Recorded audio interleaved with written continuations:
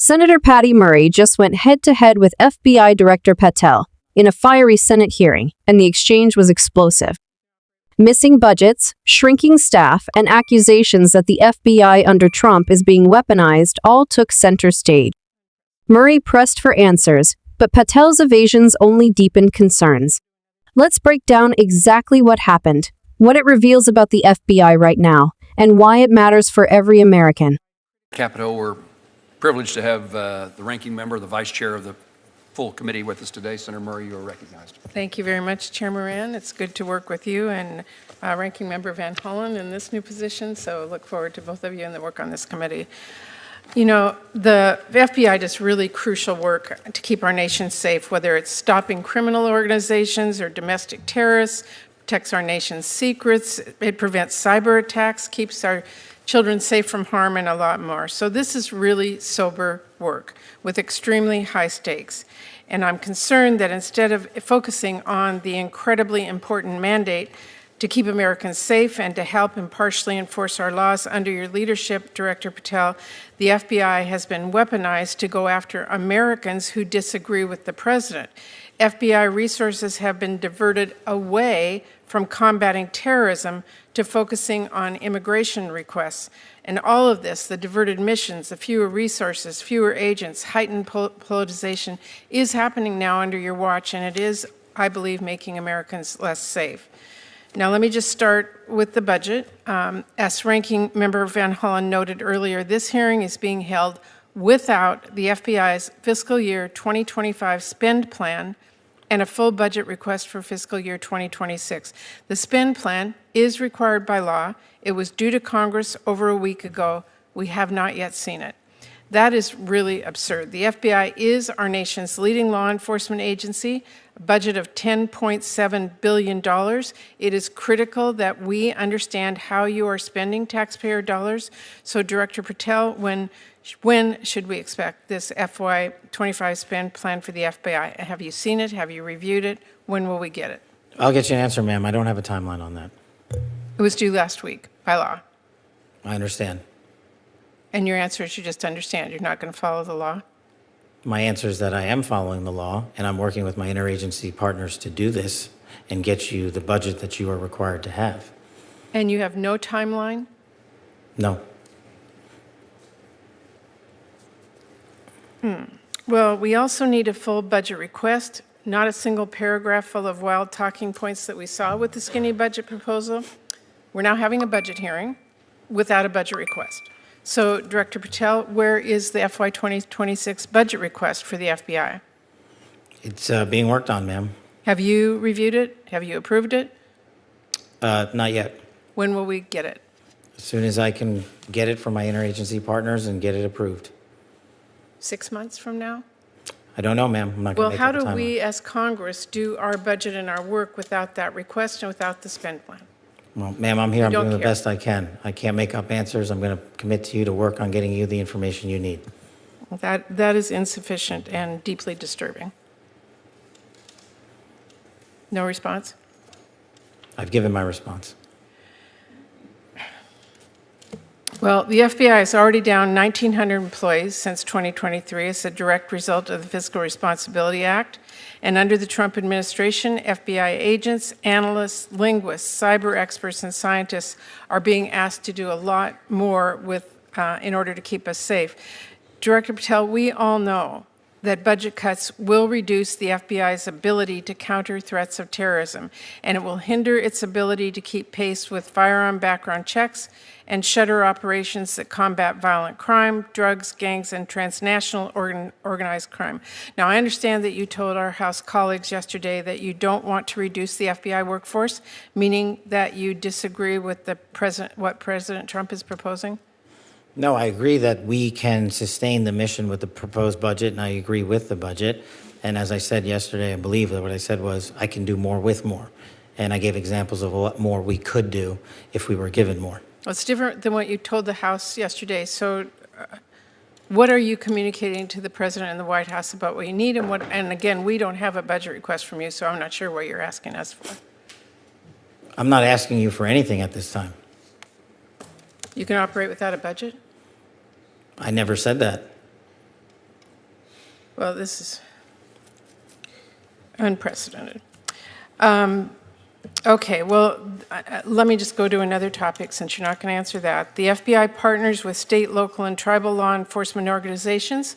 They provide critical intelligence and operational capabilities to combat violent crime and gangs and terrorist threats, fentanyl trafficking, challenges that our local communities really can't face alone. I'm going to give you an example. A few years ago, the Southeast Washington Safe Streets FBI Task Force worked with our Benton County and Franklin County Sheriff's Office, multiple Tri-Cities police departments, and the State Corrections Department to carry out one of the largest ever drug seizures in the region's history. Now we've got an administration already cutting more than $800 million in assistance in 2025 to local law enforcement organizations while proposing a $500 million cut for the FBI.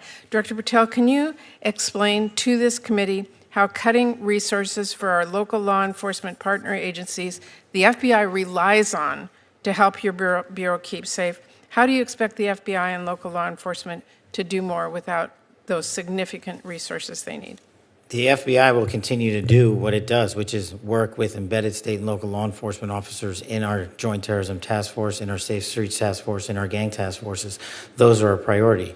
Those billets have been maintained. Those billets have not been reduced. And with my reorientation, reprogramming that we've notified Congress to, you will see an augmentation in the field in every single state in this country. Well, again, we need to see the numbers and we need to see that budget from you. Let me ask you about the NICS system.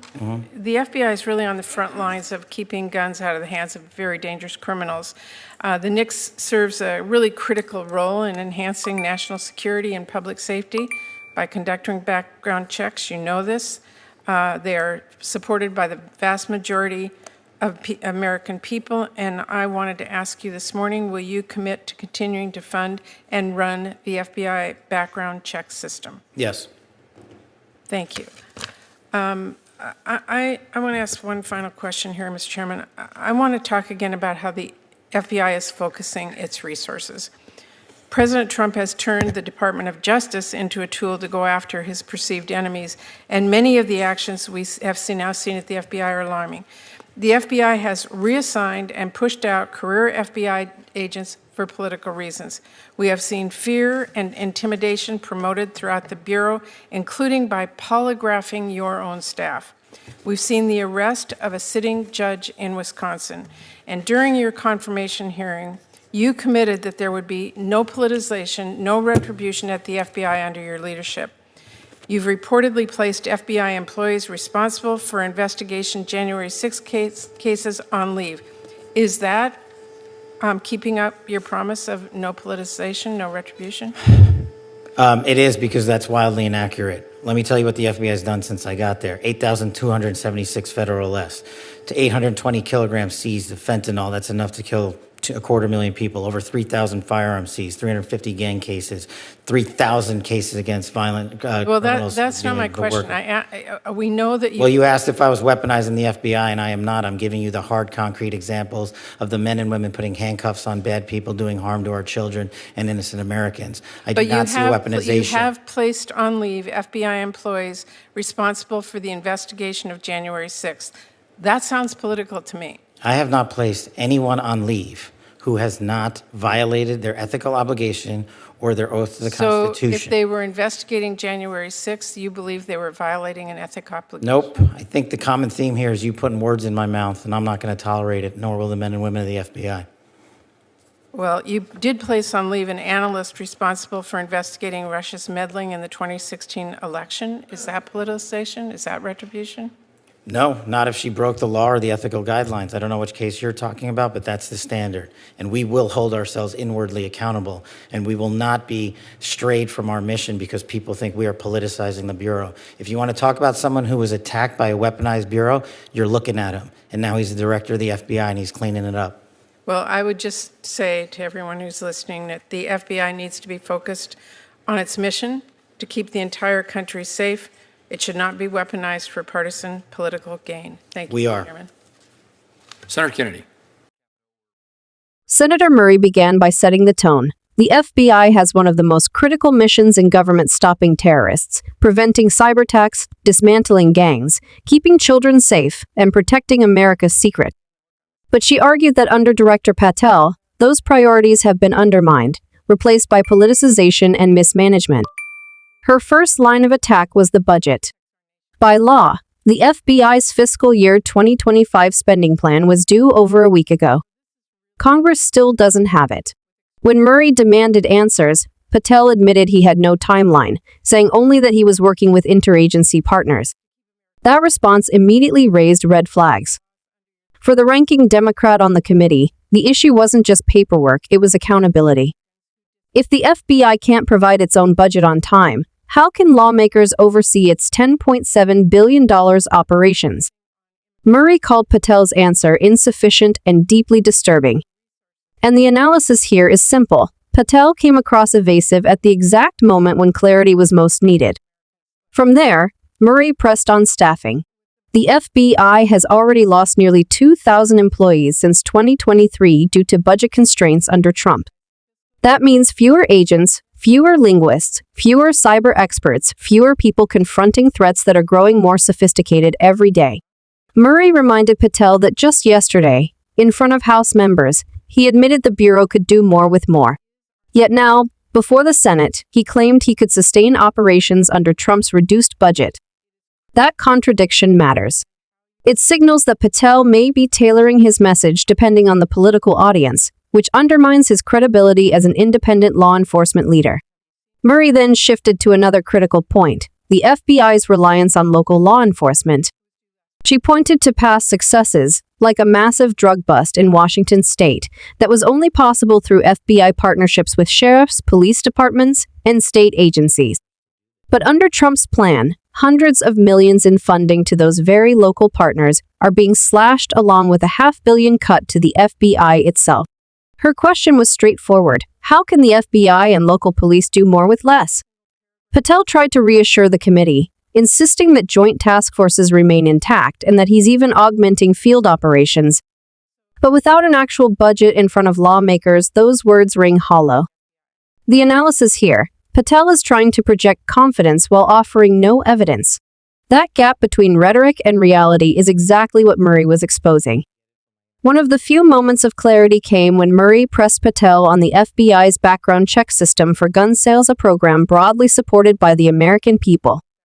On that, Patel said yes, he would continue to run and fund it. A rare, direct answer in a hearing otherwise filled with hedging. But the most explosive exchange came when Murray zeroed in on politicization. She accused Patel of reassigning or sidelining FBI officials who had worked on January 6 cases or Russian election interference investigations. To her, that looked like retribution, plain and simple. Patel denied it, saying no one had been placed on leave unless they violated their oath or ethical obligations.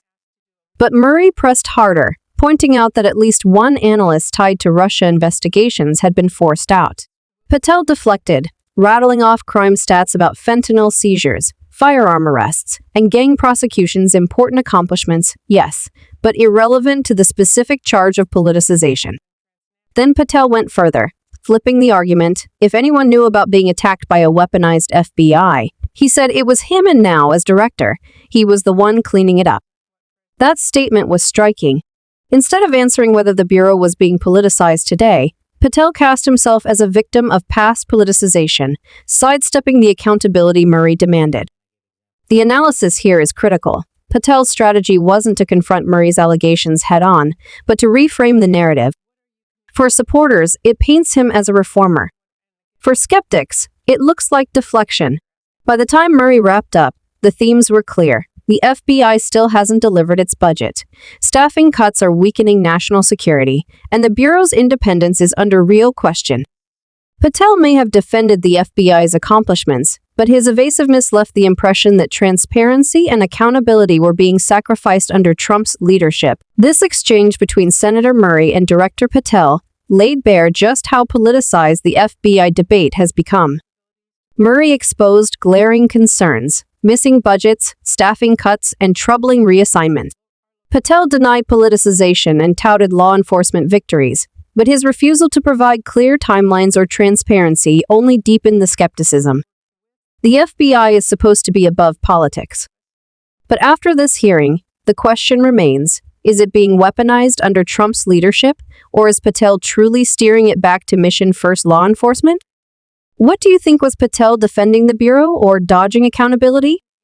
Drop your thoughts in the comments.